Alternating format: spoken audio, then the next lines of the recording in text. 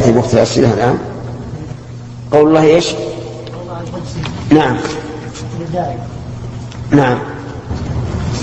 ما توجيه أهل السنة لهذه أن يؤمنوا به كما جاء في الحديث.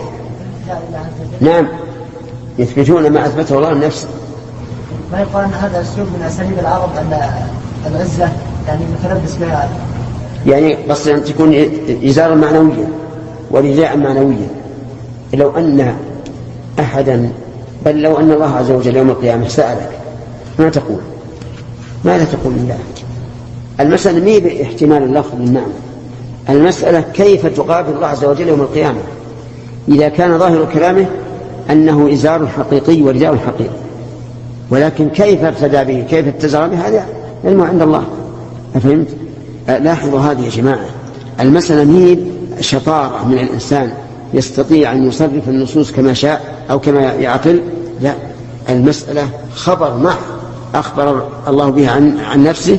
لا يمكن يوم القيامة أن نقول يا ربنا ليس إزارا لك ولا رداء لك، لا يمكن.